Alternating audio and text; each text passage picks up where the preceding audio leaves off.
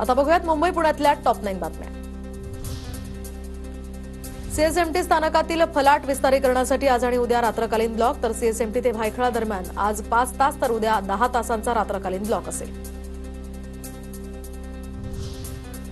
मुंबईत गेल्या काही दिवसांपासून तापमानात वाढ, तर मुंबईसह कोकण किनारपट्टीवर उष्णतेची लाट, तर पुढील 4 दिवसात तापमानात घट होण्याचाही अंदाज।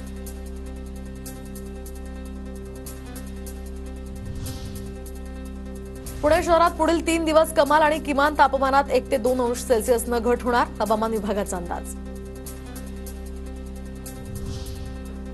मुंबईमध्ये तापमान वाढीसह अनेक ठिकाणी हवेच्या प्रदूषणात सातत्यानं वाढ, तर हवेचा AQI सध्या 200 वर।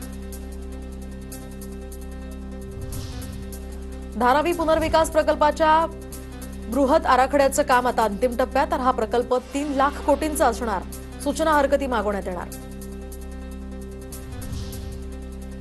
मुंबईमध्ये पावसाळ्यापूर्वी केल्या जाणाऱ्या नालेसफाईच्या वेळी पालिकेची नवी अट, तर गटारालगतच्या गाळ्याचं सुद्धा चित्रीकरण बंधनकारक। पुण्यात आणखी 4 जीबीएस रुग्णांची नोंद, संशयित रुग्णसंख्या 170 वर, तर 62 रुग्णांना डिस्चार्ज, तर 21 जण अजूनही व्हेंटिलेटरवर।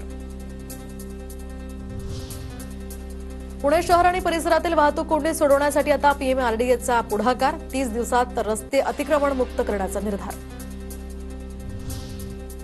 पुणे रेल्वे विभागासाठी आता आळंदीमध्ये नवीन कोचिंग डेपो, पुणे विभागातील रेल्वेच्या डब्यांच्या देखभाल आणि दुरुस्तीसाठी आळंदी स्थानकावर नव्यानं कोचिंग डेपो सुरू केलं जाणार।